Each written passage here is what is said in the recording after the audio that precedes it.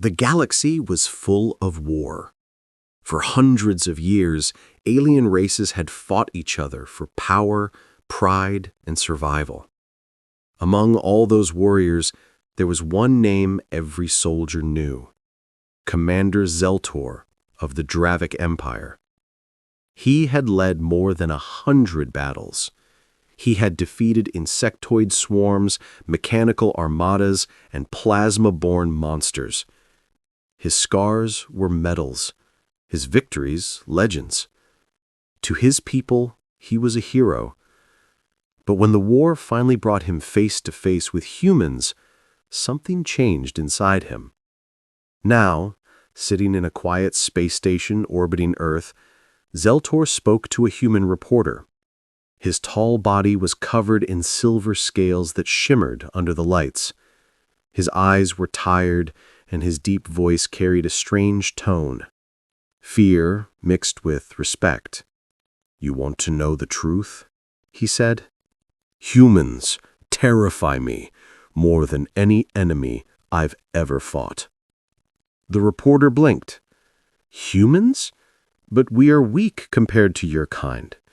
You could crush us with your claws." Zeltor gave a low growl that sounded almost like laughter. "That's what I thought too, until the war began." It started small. The Dravic Empire had discovered a new star system, Sol. There were resources, water, and a single blue planet full of life. They expected it to be easy to conquer. The humans were young and technologically behind. No plasma shields, no warp drives, no interstellar cannons. Just small ships, slow and fragile. The Empire sent one fleet, then 2, then 10.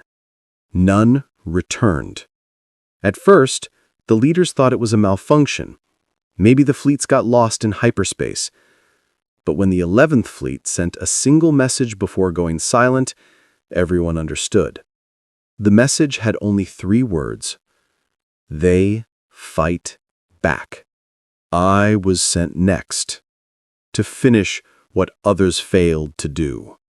We believed humans were animals. Clever, yes, but not dangerous.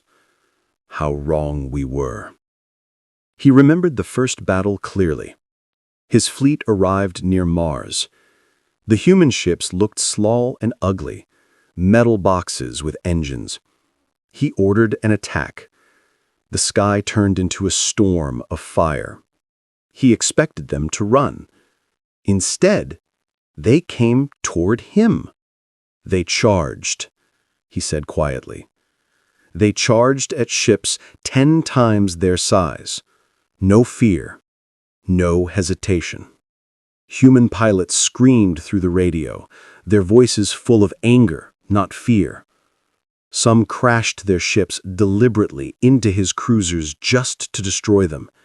It made no sense. They were dying, but they were laughing. He said, "Do you understand that?" They laughed as they burned. The first battle ended with half his fleet destroyed and Earth untouched. That night, for the first time in his life, Commander Zeltor could not sleep.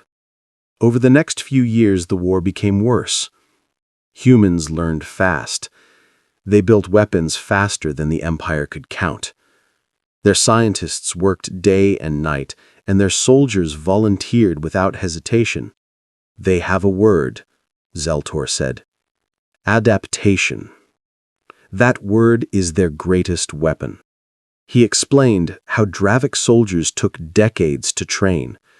But humans sent children to war and they learned within weeks. They studied alien technology and copied it. They didn't just fight. They improved during battle. One day, we captured a human. He was injured, yet when I looked at him, he smiled. I asked why he wasn't afraid. "Do you know what he said?" The reporter shook her head. He said, "Because you can kill me, but you can't kill what comes next." Zeltor paused. And he was right. The humans don't fight for glory or empire. They fight because they refuse to kneel. That's something you can't destroy. Years passed. Every alien species in the galaxy watched as the war dragged on. Some joined against the humans, thinking it would be easy. All of them failed. The humans turned old enemies into friends just to survive. They made alliances no one expected. Even dying, they found ways to win. There was a battle on Titan. We had surrounded them completely. We thought it was over. They were out of food, out of air, out of ammunition. But they didn't surrender. They built weapons from mining tools, used oxygen tanks as bombs, and fought until the last man. He looked at the floor. When we entered their base, we found messages written on the walls in their own blood. We will never kneel. He looked up, his eyes glowing faintly. I have fought monsters that eat stars. I have seen planets burn. But never have I seen anything like that. The reporter leaned forward. So that's when you began to fear humans? Zeltor nodded slowly. Yes, but not because of their weapons. I fear what lives inside them. He explained how humans had something that no other species truly understood, something invisible. They call it spirit, a kind of madness maybe. They can lose everything, family, home, even their planet, and still find a reason to fight. That's what makes them terrifying. He gave a small smile.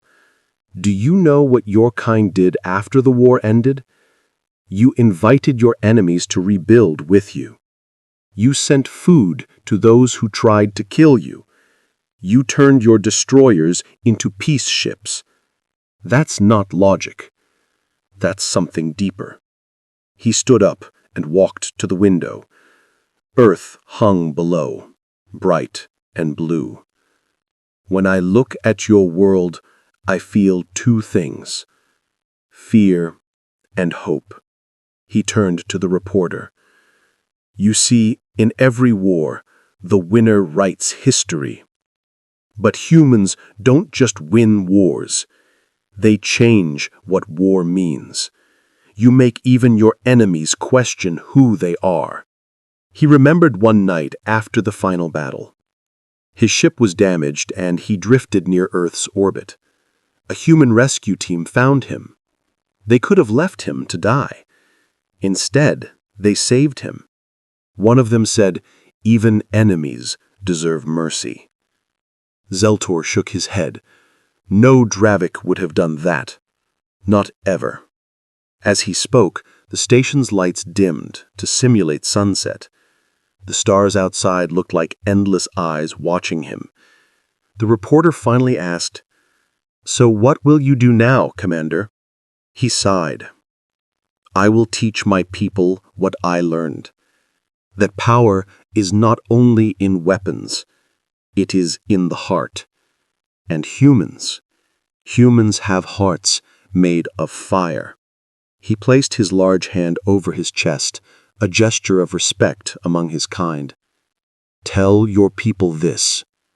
The Dravik Empire no longer fears war, but we will always respect humanity."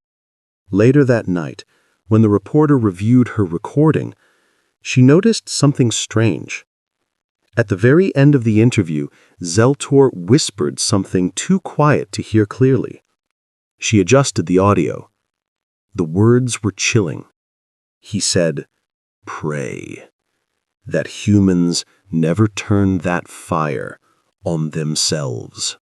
On the far side of space, in a dark council chamber, alien leaders whispered about Earth. They spoke of humans as both miracle and nightmare. They had seen what humans could do when pushed. Planets burned, empires fell, and yet humans always rebuilt from ashes. Some called them heroes. Others called them monsters wearing kind faces. And somewhere in that vast galaxy, Commander Zeltor looked towards the stars, wondering which was true. He remembered the eyes of the human pilot who smiled as his ship exploded, not with hate, but with defiance. That image would never leave him. Years later, peace had spread across several systems. Humans traded with species that once tried to destroy them. Children of different worlds played together under the same stars. Yet even in peace, the story of the war lived on. In alien academies, young warriors were taught about Earth, not as an enemy, but as a lesson. They were told, never underestimate a creature that dreams.